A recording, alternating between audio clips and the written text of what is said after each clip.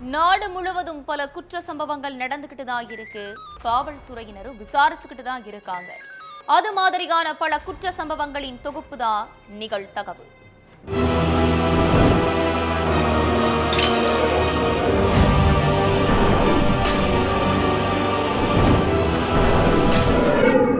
நிகழ்தகவு. கும்பமேளாவுக்கு ஜோடியாக சென்ற தம்பதி, கூட்ட நெரிசலில் மனைவி காணாமல் போய்விட்டதாக கூறிய கணவன், பதறியடித்துக் கொண்டு அம்மாவை தேடி அலைந்த மகன்களுக்கு காத்திருந்த பேரதிர்ச்சி. கணவனுடன் வழிபாட்டுக்கு சென்ற மனைவி விடுதி கழிவறையில் இறந்து கிடந்தது எப்படி? கொலையாளிகள் சிக்கினார்களா? நடந்தது என்ன?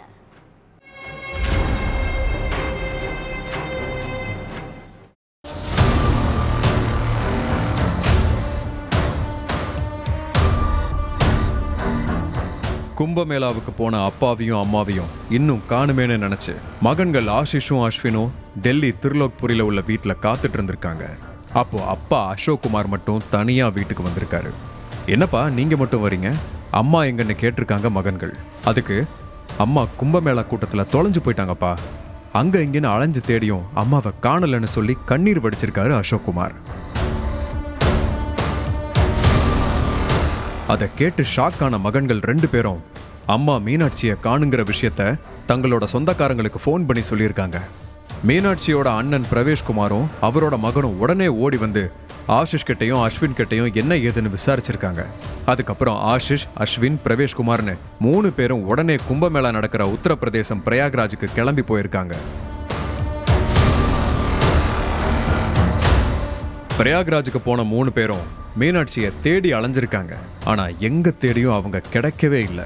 அப்பதான் அங்க உள்ள ஒரு டீ கடையில டீ குடிச்சிட்டு இருந்தப்ப அங்க உள்ள நியூஸ் பேப்பர்ல ஒரு பெண் சடலத்தை போட்டோவோட இவங்க மர்மமான முறையில இறந்து கிடந்தாங்கன்னோ, ஆனா இவங்க யாரு என்னங்கிற விவரம் தெரியலன்னோ இவரை தெரிஞ்சவங்க உடனே போலீஸ் ஸ்டேஷனுக்கு வருமாறும் குறிப்பிடப்பட்டிருந்திருக்கு. நியூஸ் பேப்பரை பார்த்து சந்தேகப்பட்ட ஆஷிஷ், அஸ்வின், பிரவேஷ்ராஜ் 3 பேரும் பதறி அடிச்சுட்டு போலீஸ் ஸ்டேஷனுக்கு போயிருக்காங்க.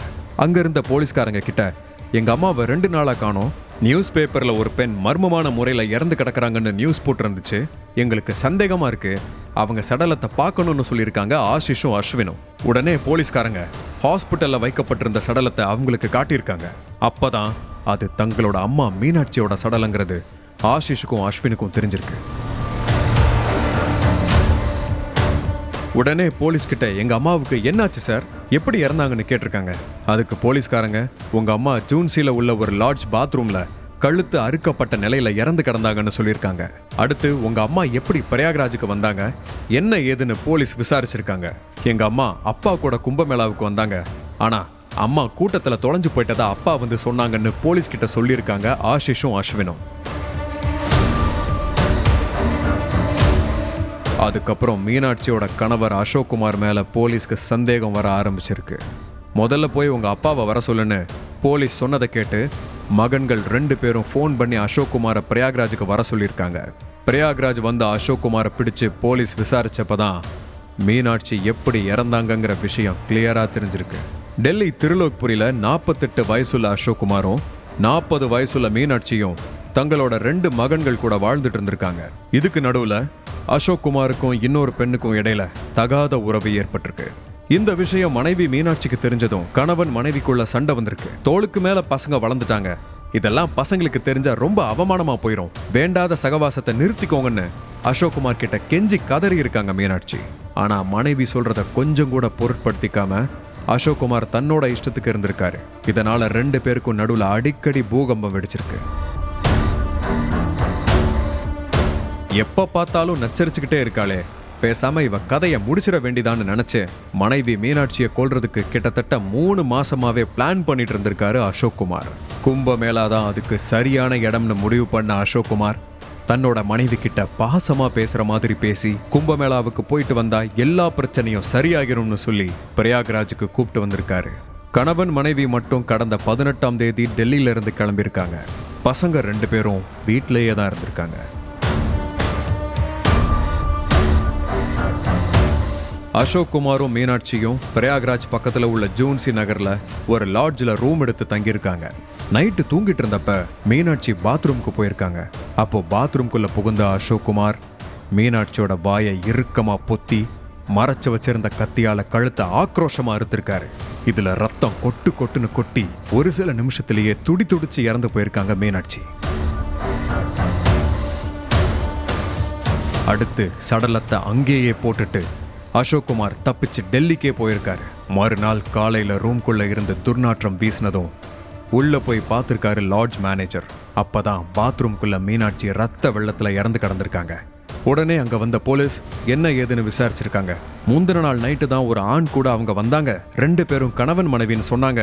ஆனா கும்பமேளாவுக்காக ஏகப்பட்ட பேர் வந்து போறதால அவங்க கிட்ட இருந்து எந்த ஐடி ப்ரூஃபும் வாங்கலன்னு லாட்ஜ் மேனேஜர் சொல்லியிருக்காரு. இறந்து கிடந்தவங்களை பத்தி எந்த தகவலுமே கிடைக்காததால தான் சடலத்தை போட்டோ எடுத்து நியூஸ் பேப்பர்லையும் சோஷியல் மீடியாவிலையும் போட்டிருக்காங்க போலீஸ். அதை பார்த்து தான் ஆஷிஷும் அஸ்வினும் போலீஸ் ஸ்டேஷனுக்கு வந்து விசாரிச்சிருக்காங்க. மனைவியை கும்பமேளாவுக்கு சந்தோஷமா கூப்பிட்டு வந்திருக்கோம்னு மகன்கள் சொந்தக்காரங்களை நம்ப வைக்கிறதுக்காக மீனாட்சி கூட கும்பமேளாவில் ஒன்னா நீராடின போட்டோவை தன்னோட வாட்ஸ்அப் ஸ்டேட்டஸ்ல வச்சிருந்திருக்காரு அசோக் குமார். 2 பேரும் சந்தோஷமா தான் கும்பமேளாவுக்கு போனோம், கூட்டத்துல எங்க போனான்னு தெரியலையேன்னு மகன்கள் முன்னாடி அந்த போட்டோவை காட்டி தான் நீலி கண்ணீர் வடிச்சிருக்காரு. என்னதான் அழுது புரண்டு நீலி கண்ணீர் வடிச்சு நாடகம் போட்டாலும் கடைசியில போலீஸ் கிட்ட வசமா சிக்கி ஜெயில கம்பி நிற நிலைமை தான் ஏற்பட்டிருக்கு. இன்ஸ்டா மூலம் 3 இளைஞர்களுக்குள் நட்பு. புத்தாண்டில் பூஜை போட்டு போதை மாத்திரை கஞ்சா சேல்ஸ். பள்ளி மற்றும் கல்லூரி மாணவர்களை குறிவைத்து ஆஃபர் விலையில் அசர வைத்த இளைஞர்கள். இரட்டிப்பு லாப பணத்தில் ஆடம்பர ரெசார்ட்டில் ஆட்டம். பிசினஸ் ஆரம்பித்த 2 மாதத்தில் 3 இளைஞர்களும் கூண்டோடு போலீசில் சிக்கியது எப்படி? பின்னணி என்ன?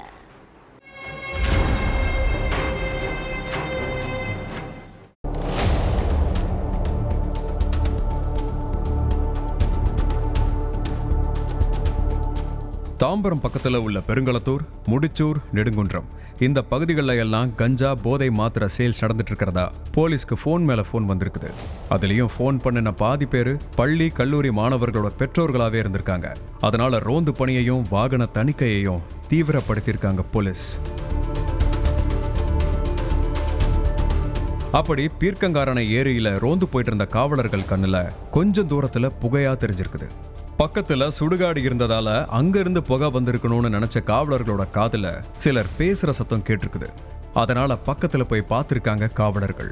அப்போ அது பள்ளி மாணவர்களும் அவங்க கஞ்சா புகைச்சிட்டு இருந்ததும் தெரிய வந்திருக்கு. அவங்க கிட்ட விசாரிச்சப்ப தேவநேச நகர் சதீஷ்குமார், சாமுவேல், முடிச்சூர் தினேஷ் இவங்க 3 பேர்கிட்ட இருந்துதான் கஞ்சா வாங்கணும்னு சொல்லியிருக்காங்க மாணவர்கள்.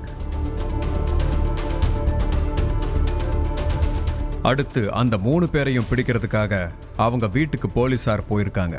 ஆனா அவங்க 3 பேரும் மும்பையில் இருக்கிற ஒரு ஃப்ரெண்டை பார்க்கறதுக்காக ட்ரெயின்ல போயிருக்கிறதாகவும் 2 நாளைக்கு அப்புறம் தான் வருவாங்கன்னு தெருவில் இருந்த சில இளைஞர்கள் சொல்லியிருக்காங்க. சொன்ன மாதிரியே 2 நாளைக்கு பிறகு மும்பையில இருந்து சென்னைக்கு வந்த 3 பேரையும் ட்ரெயின்லயே மடக்கி பிடிச்சிருக்காங்க போலீஸ். அவங்க கிட்ட இருந்த பேக்ல 1200 போதை மாத்திரைகள், 1 கிலோவுக்கு மேல கஞ்சாவை பறிமுதல் பண்ணின போலீஸ் அப்படியே போலீஸ் ஸ்டேஷனுக்கு அழைச்சிட்டு வந்து விசாரிச்சிருக்காங்க. அதுல அதிர்ச்சி தரக்கூடிய பல உண்மைகள் தெரிய வந்துச்சு.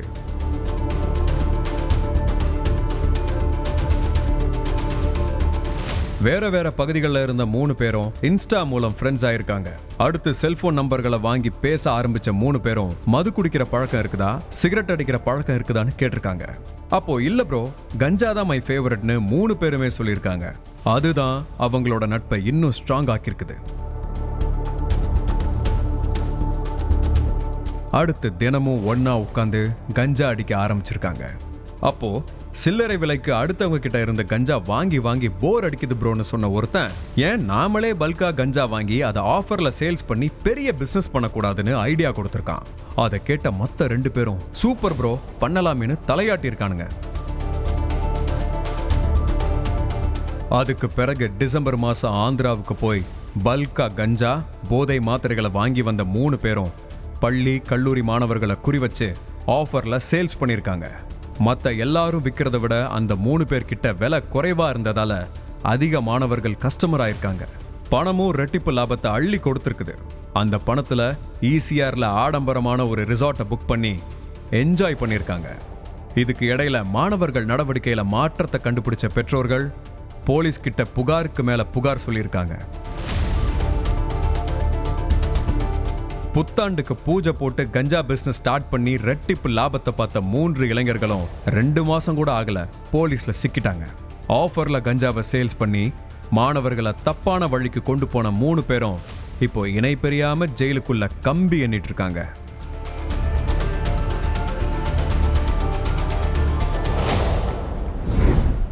ஹேண்ட்பேக்கை இறுக்கமாக பிடித்துக் கொண்டு ரயிலில் தூங்கிக் கொண்டிருந்த சின்னத்திரை நடிகை கண் விழித்து பார்த்தபோது ஹேண்ட்பேக்கை காணாததால் அதிர்ச்சி. 6 லட்சம் ரூபாய் மதிப்புள்ள தங்க நகை இருந்த பேக்கை நைஸாக உருவிய கேடி காவலர். திருடு போன தங்க நகை பத்திரமாக மீட்கப்பட்டது எப்படி? ஓடும் ரயிலில் கைவரிசை காட்டிய காவலர் சிக்கினாரா?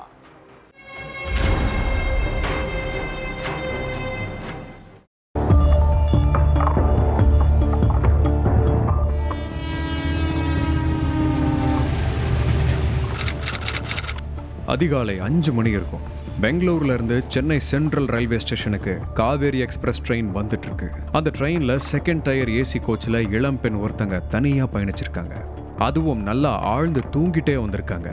அப்ப தன்னோட கையில ஒரு ஹேண்ட்பேக்கை இறுக்கமா பிடிச்சுக்கிட்டே தூங்கியிருக்காங்க.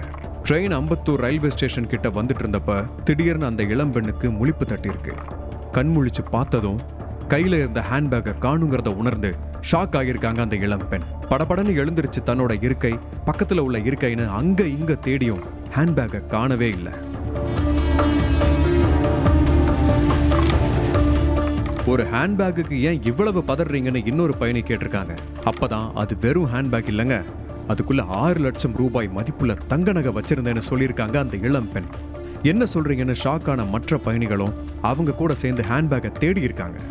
ஆனா அப்பவும் அந்த பை கிடைச்ச பாடில்ல. உடனே அபாய சங்கிலியை பிடிச்சு இழுத்து ட்ரெயினை நிப்பாட்டி இருக்காங்க அந்த பெண். ட்ரெயின் நின்ன இடம் அம்பத்தூர் ரயில்வே ஸ்டேஷன். ட்ரெயின் நின்னதும் பக்கத்துல உள்ள கம்பார்ட்மெண்ட்டுக்கு போய் தேடி பார்ப்போம்னு வேக வேகமா போயிருக்காங்க. அப்ப அங்க நின்னுட்டு இருந்த ஒருத்தர் படக்குன்னு எதையோ ஜன்னல் வழியா தூக்கி போட்டதை அந்த இளம் பெண் பார்த்திருக்காங்க.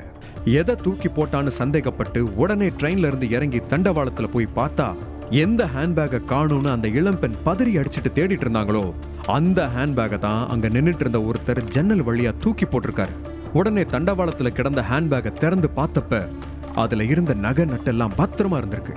அதை பார்த்ததுக்கு அப்புறம் தான் அந்த இளம் பெண்ணுக்கு மூச்சே வந்திருக்கு. அடுத்து வேக வேகமா ட்ரெயினுக்குள்ள ஏறின அந்த பெண் ஹேண்ட்பேக்கை தூக்கி வெளியே போட்டவரோட சட்டையை பிடிச்சு கத்தி கூச்சல் போட்டிருக்காங்க. உடனே அங்க இருந்த பயணிகளும் அவரை ரவுண்டு கட்டியிருக்காங்க. ஏன் என்னோட ஹேண்ட்பேக்கை எடுத்தன்னு கேட்டப்ப நான் போலீஸ்னு சொல்லி ஐடி கார்டை எடுத்து காமிச்சிருக்காரு. போலீஸா இருந்தா என்னோட ஹேண்ட்பேக்கை எடுப்பியான்னு கேட்டதுக்கு உங்க மேல சந்தேகமா இருந்துச்சு, அதான் செக் பண்றதுக்காக உங்க ஹேண்ட்பேக்கை எடுத்தேன்னு சொல்லியிருக்காரு. பின்ன எதுக்கு ட்ரெயின் நின்னதும் ஹேண்ட்பேக்கை தூக்கி போட்டேன்னு கேட்டதுக்கு அது இதுன்னு சொல்லி மழுப்பி இருக்காரு. உடனே பயணிகள் எல்லாரும் சேர்ந்து ரயில்வே போலீஸ் கிட்ட அவரை ஒப்படைச்சிருக்காங்க. அதுக்கப்புறம் சென்ட்ரல் ரயில்வே ஸ்டேஷன்ல உள்ள ரயில்வே போலீஸ் ஸ்டேஷனுக்கு கூட்டிட்டு போய் விசாரிச்சிருக்காங்க. இளம் பெண்ணுகிட்ட இருந்து ஹேண்ட்பேக்கை திருடுனதா பிடிபட்டவர் ஓட்டேரி காவல் நிலையத்துல குற்றப்பிரிவு ஆய்வாளரோட கார் ஓட்டுநரா வேலை பார்த்துட்டு இருக்கிற காவலர் வசந்தகுமாருங்கிறதும் காவேரி எக்ஸ்பிரஸ்ல டிக்கெட் எடுக்காம பயணிச்சதும் தெரிய வந்திருக்கு. பேக் பார்க்கறதுக்கு கலர் கலரா பளபளன்னு இருந்ததால தான் பேக்கை திருடினோ அதுக்குள்ள நகை இருக்கிறதெல்லாம் எனக்கு தெரியாதுன்னு சொல்லியிருக்காரு. ஆனா போலீஸ் கிடுக்குப்படி விசாரணையில பல விஷயம் வெளியே வந்திருக்கு. கடந்த சில வருஷங்களாகவே போலீஸ்னு சொல்லி ட்ரெயின்ல டிக்கெட் எடுக்காமலே தான் பயணிச்சுட்டு இருந்திருக்காரு காவலர் வசந்தகுமார். விருப்பப்படுற ட்ரெயின்ல விருப்பப்படுற கோச்ல ஏறி எங்க சீட் இருக்கோ அங்க உட்காந்துக்குருவாராம். டிடிஆர் யாராவது வந்து கேட்டா நான் போலீஸ்னு சொல்லி ஐடி கார்டை காட்டி ஓசியில டிராவல் பண்ணிட்டு இருந்திருக்காரு.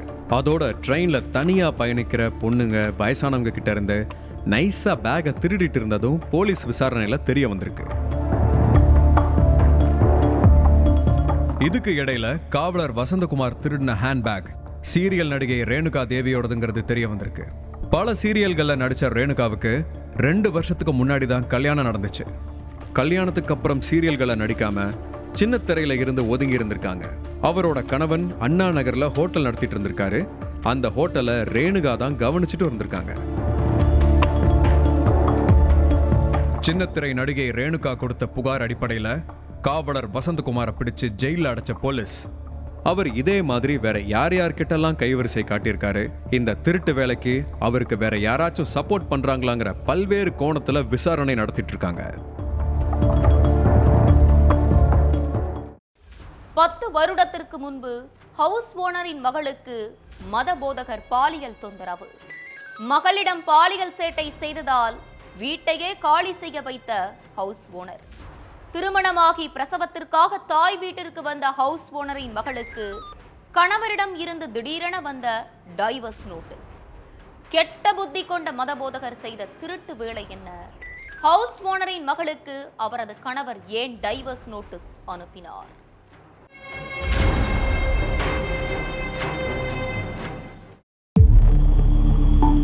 சார், என் வாழ்க்கையே போச்சு, அவனை சும்மாவே விடாதீங்க சார்னு கண்ணீரும் கம்பளையுமா வந்த ஒரு இளம் பெண் சென்னை ராயபுரம் அனைத்து மகளிர் காவல் நிலையத்தில் புகார் கொடுத்துருக்காங்க. முதல்ல என்ன நடந்ததுன்னு தெளிவா சொல்லுங்கன்னு கேட்டிருக்காங்க காவலர்கள். அப்போ ஒரு மத போதகர் தான் தன்னோட கண்ணீருக்கே காரணம்னு நிறைய விஷயத்த சொல்லியிருக்காங்க அந்த இளம் பெண்.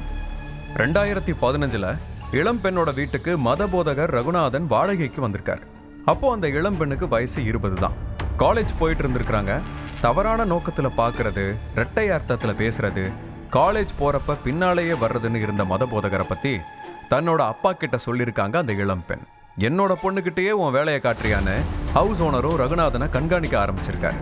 அதுல தன்னோட பொண்ணு சொன்ன மாதிரியே ரகுநாதனோட எல்லா செயல்களுமே இருந்திருக்குது. இதுக்கு மேலேயும் அவனை வீட்டுக்குள்ள வச்சுக்கிறது ஆபத்துன்னு முடிவு பண்ண ஹவுஸ் ஓனர் மத போதகர் ரகுநாதனை நைட்டோட நைட்டா வீட்டை காலி செய்ய சொல்லிட்டாரு. அதுக்கு பிறகு மகளும் காலேஜ் படிப்பை முடிச்சிட்டா. ஒரு நல்ல பையனா பார்த்து மகளுக்கு கல்யாணமும் பண்ணி வச்சுட்டாங்க பெற்றோர்கள்.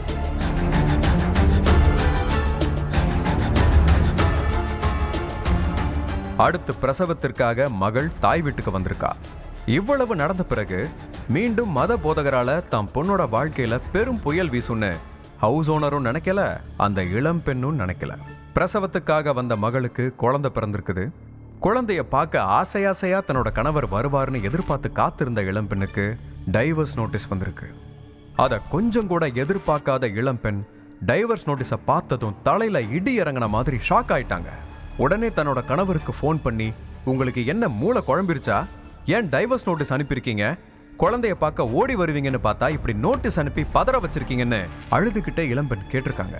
அதுக்கு சும்மா நாடகம் ஆடுற வேலையெல்லாம் என்கிட்ட வேண்டாம், உன்னோட சாயம் வெளுத்து போச்சுன்னு சொல்லியிருக்காரு இளம் பெண்ணோட கணவர்.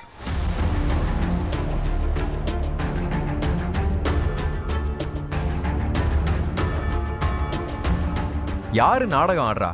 என்ன சொல்றீங்க? புரியுற மாதிரி சொல்லுங்கன்னு இளம்பெண் கேட்டதுக்கு, நீ இத்தனை வருஷமா ஹைடு பண்ணி வச்சிருந்த எல்லா பிளாஷ்பேக்கையும் மத போதகர் ரகுநாதன் தன்கிட்ட சொல்லிட்டாருன்னு குண்ட தூக்கி போட்டிருக்காரு இளம் பெண்ணோட கணவன். மத போதகரா? எந்த போதகர்னு சில நிமிஷம் யோசிச்சிருக்காங்க இளம் பெண்.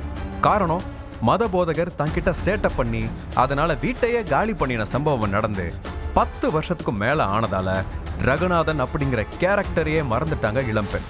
ரகுநாதன் தனக்கு ஃபோன் பண்ணினதா சொன்ன இளம் பெண்ணோட கணவர், உனக்கும் அவருக்கும் ஏற்கனவே தகாத உறவு இருந்துச்சுன்னோ இப்ப வரைக்கும் அந்த இல்லீகல் தொடர்ந்துட்டு தான் இருக்குதுன்னு மத போதகர் சொன்னதாகவும் மனைவி கிட்ட சொல்லியிருக்காரு.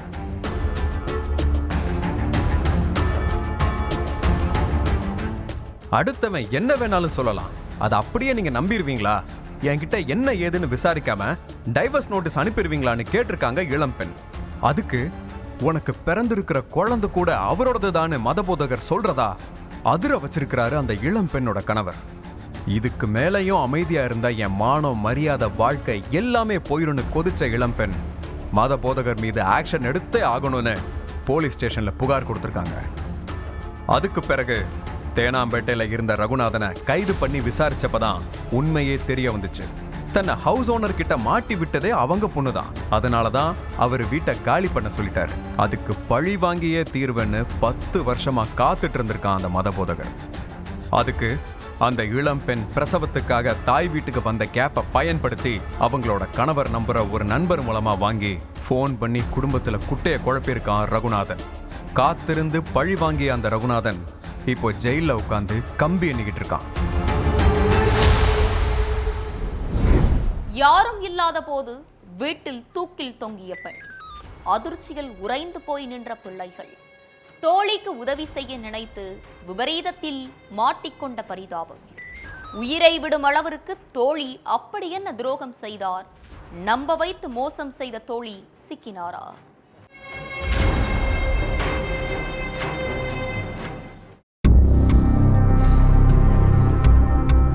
பக்கத்துல உள்ள சொந்தக்காரங்க வீட்டுக்கு போன பசங்க கொஞ்ச நேரத்துக்கு அப்புறம் வீட்டுக்கு வந்திருக்காங்க.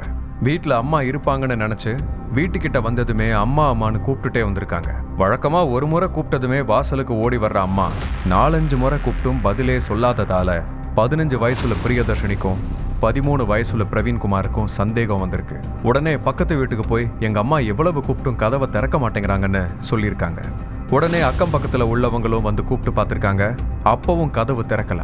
ரொம்ப நேரமாகியும் வீட்டுக்குள்ள இருந்து எந்த சத்தமும் வராததால சந்தேகப்பட்ட அக்கம் பக்கத்து மக்கள் உடனே கதவை உடைச்சு உள்ள போய் பார்த்தா சுகன்யா தூக்குல சடலமா தொங்கிட்டு இருந்திருக்காங்க. தகவல் தெரிஞ்சு சம்பவ இடத்துக்கு வந்த போலீஸ் சுகன்யாவோட சடலத்தை கைப்பற்றி போஸ்ட்மார்ட்டத்துக்கு அனுப்பி வச்சாங்க.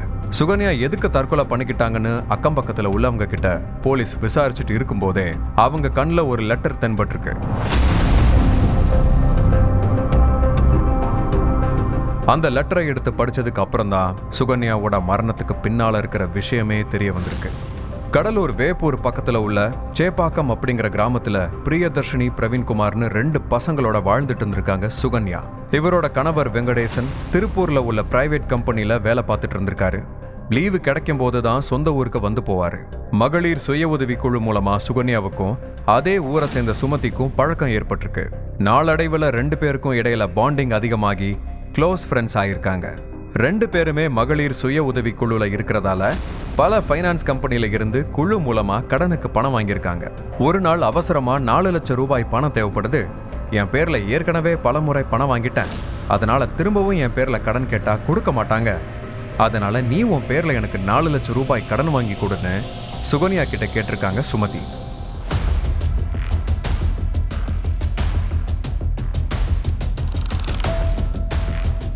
சரி, ஒன்று மண்ணா பழகிட்டு அவசரத்துக்கு உதவலனா எப்படின்னு நினச்ச சுகன்யாவும் தன்னோட பேரில் 4 தனியார் நிதி நிறுவனத்தில் இருந்து மொத்தம் 4 லட்சம் ரூபாய் கடன் வாங்கி அதை சுமதி கிட்ட கொடுத்துருக்காங்க. 4 லட்சம் ரூபாய் மாசத்தவணை வட்டி எல்லாம் சேர்த்து மாசம் 15,000 இருந்து 20,000 ரூபாய் வரை கட்ட வேண்டி இருந்திருக்கு. கடன் வாங்கின கொஞ்ச மாசத்துக்கு தவணை வட்டி எல்லாத்தையும் கரெக்டாக கட்டிட்டு இருந்திருக்காங்க சுமதி. ஆனால் கடந்த 2 மாசமா தவணையும் ஒழுங்கா கட்டலை, வட்டியும் ஒழுங்கா கொடுக்கல. ஃபினான்ஸ் கம்பெனில இருந்து தவணை பணத்தையும் வட்டி தொகையையும் சுகன்யா கிட்ட விடாம கேட்டுட்டே இருந்திருக்காங்க. உடனே சுகன்யா சுமதி கிட்ட பணம் கேட்டிருக்காங்க. 2 மாசமா இப்ப தரேன் அப்ப தரேன்னு சொல்லி சமாளிச்சுட்டு இருந்த சுமதி பணத்தை கொடுக்க முடியாம போய் ஒரு கட்டத்துல யாருக்கிட்டையும் சொல்லாம கொள்ளாம ஊரை விட்டு எஸ்கேப் ஆயிருக்காங்க. 2 மாசத்துக்கு மேல ஆகியும் தவணை தொகையும் வட்டி பணமும் வராததால நேரா சுகன்யாவோட வீட்டுக்கே போய் தாம் தூம்னு கத்தி இருக்காங்க ஃபினான்ஸ் கம்பெனிக்காரங்க. எப்படியாச்சும் பணத்தை ரெடி பண்ணி கொடுத்துட்றோம்னு சுகன்யா எவ்வளவோ சொல்லியும் நிதி நிறுவனத்தில் வேலை செய்கிறவங்க அதை பொருட்படுத்தாம பணத்தை எடுத்து வச்சாதான் இடத்த காலி பண்ணுவோன்னு சொல்லி சுகன்யா வீட்டு முன்னாடி நின்று சவுண்டு விட்டுருக்காங்க. அக்கம் பக்கத்தில் உள்ளவங்க நம்மளை என்ன நினைப்பாங்க, இப்படி அசிங்கமா போச்சேன்னு மனசுக்குள்ளேயே குமிறி இருக்காங்க சுகன்யா. பாவம்னு நினைச்சு கடன் வாங்கி கொடுத்தா அவ பணத்தை கட்டாம ஓடிட்டா. கடன் வாங்கி கொடுத்த பாவத்துக்கு நம்ம வீட்டு முன்னாடி வந்து ஃபைனான்ஸ்காரங்க கத்திட்டு போறாங்கன்னு நெருக்கமான ஒரு சிலர்கிட்ட சுகன்யா புலம்பிட்டு இருந்ததா சொல்லப்படுது. இந்த வேதனை தான் அவங்கள விபரீத முடிவுக்கு தள்ளியிருக்கு. வீட்டுல யாரும் இல்லாத நேரமா பார்த்து தூக்குல தொங்கி உயிரை விட்டுருக்காங்க. தற்கொலை பண்றதுக்கு முன்னாடி தன்னோட தற்கொலைக்கான காரணத்தையும் லெட்டர்ல எழுதி வச்சிருக்காங்க. தன்னோட முடிவுக்கு சுமதி தான் காரணம்னும் தன்னோட குடும்பத்தினர் இதுக்கு காரணம் இல்லைன்னு எழுதி வச்சுதான் தூக்குல தொங்கியிருக்காங்க சுகன்யா. சுகன்யாவோட மரணம் சம்பந்தமா வழக்கு பதிவு செஞ்சிருக்கிற போலீஸ் தலைமறைவா இருக்கிற சுமதியை தேடிக்கிட்டு இருக்காங்க. சோளக்காட்டுக்குள் கேட்ட அலறல் சத்தம், ஓடி வந்து பார்த்த விவசாயிகளுக்கு காத்திருந்த பேரதிர்ச்சி. கழுத்தில் கத்தியால் குத்தப்பட்டு உயிருக்கு போராடி கொண்டிருந்த 10ஆம் வகுப்பு மாணவி. சோளக்காட்டுக்குள் மாணவியை இரக்கமின்றி குத்தி போட்டது யார்? வெறிக்கு காரணம் என்ன?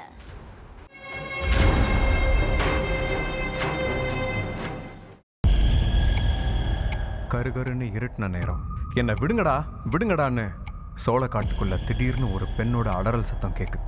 அந்த சத்தம் கேட்டு பக்கத்து காட்டில் உள்ள விவசாயிகள் ஓடி வந்து பார்த்துருக்காங்க. அப்ப அரசு பள்ளியில 10ஆம் வகுப்பு படிச்சுட்டு இருந்த ஒரு மாணவி கழுத்துல கத்தியால அறுக்கப்பட்டு உயிருக்கு போராடிட்டு இருந்திருக்காங்க. அதை பார்த்து பதறின விவசாயிகள் திண்டுக்கல் குஜிலியம்பாறையில உள்ள ஒரு தனியார் ஹாஸ்பிட்டலுக்கு மாணவியை தூக்கிட்டு ஓடி இருக்காங்க. கழுத்துல தையல் போட்டு அவசர சிகிச்சை பிரிவில் வச்சு மாணவிய டாக்டர்கள் கண்காணிச்சிட்டு இருக்காங்க. இதுக்கு இடையில மாணவியை யாரு சோளக்காட்டுக்கு வர வச்சது? ஏன் கத்தியால குத்தணும்? என்ன காரணம்? இதெல்லாம் கண்டுபிடிக்கிறதுக்காக விசாரணையில இறங்கியிருக்காங்க போலீஸ். அதே நேரத்துல சம்பவம் நடந்த இடத்துல உள்ள ஒரு கிணத்துல இரத்தக்கரையோட ஆண் சட்டை ஒன்று கிடந்திருக்கு.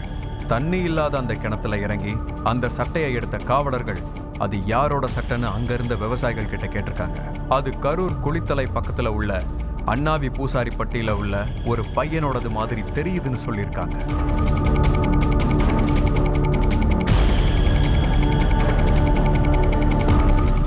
அந்த பையனோட வீட்டுக்கு போயிருக்காங்க காவலர்கள். கத்தியால குத்தப்பட்ட மாணவியோட பக்கத்து வீடு தான் அந்த பையனுக்கு. அரசு பள்ளியில +2 படிச்சுட்டு இருக்கிற அவங்கிட்ட இது யாரோட சட்டை தெரியுமான்னு காவலர்கள் கேட்டப்ப திருதிருன்னு ஒருவித பதட்டத்தோடையே முழிச்சிருக்கான் மாணவன்.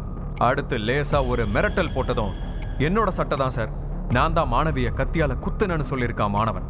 அடுத்து மாணவன் கிட்ட விசாரணை நடந்துகிட்டு இருக்கு. 10ஆம் வகுப்பு மாணவியும் பக்கத்து வீட்டில் உள்ள 12ஆம் வகுப்பு மாணவனும் கொஞ்ச நாளாவே ஃப்ரெண்ட்லியா பேசிட்டு இருந்திருக்காங்க.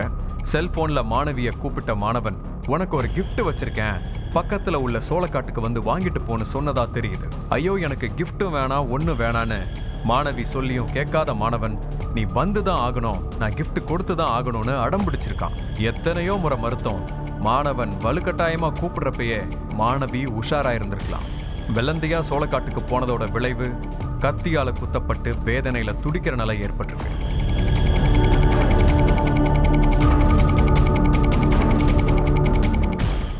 ரொம்ப கட்டாயப்படுத்துறானே, கிஃப்ட் வாங்கிட்டு ஓடி வந்துடலான்னு சோளக்காட்டுக்கு மாணவி போனதாகவும் அப்போ மாணவன் கூட 2 இளைஞர்கள் இருந்ததாகவும் 3 பேரும் சேர்ந்து மாணவி கிட்ட பாலியல் சீண்டல ஈடுபட்டதாகவும் சொல்லப்படுது. அந்த பயத்துல தான் மாணவி கத்தி கூச்சல் போட்டதாகவும் அதனால கத்தியால மாணவியோட கழுத்து குத்தப்பட்டு 3 பேரும் எஸ்கேப் ஆனதாகவும் கூறப்படுது. அப்ப ரத்தம் தெரிச்சிருந்த தன்னோட சட்டையை கழட்டி தண்ணி இல்லாத கிணத்துக்குள்ள மாணவன் வீசிட்டு போனதா தெரியுது. இப்படி ஒரு பக்கம் சொன்னாலும் மாணவி தன்னோட ஃப்ரெண்டுங்களோட சேர்ந்து அடிக்கடி நக்கல் பண்ணதாகவும் அந்த ஆத்திரத்துல சோளக்காட்டுக்கு மாணவியை வரவழைச்சு கத்தியால குத்தி பழி வாங்கினதாகவும் சொல்லப்படுது.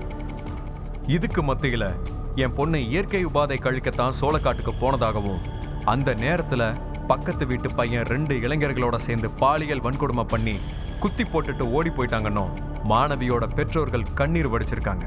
மொத்தத்துல முழுமையான விசாரணைக்கு அப்புறம்தான் மாணவி பாலியல் சீண்டலுக்கு ஆளாக்கப்பட்டாரா, மாணவனோட சேர்ந்து 2 இளைஞர்கள் வந்தாங்களா, கிஃப்ட் வாங்க தான் மாணவி போனாங்களான்னு எல்லாமே தெரிய வரும். ஒவ்வொரு குற்றங்களின் முடிவும் சட்டத்தின் கையில். விசாரணை தொடரும். பார்க்கலாம் அடுத்த நிகழ்தகவில்.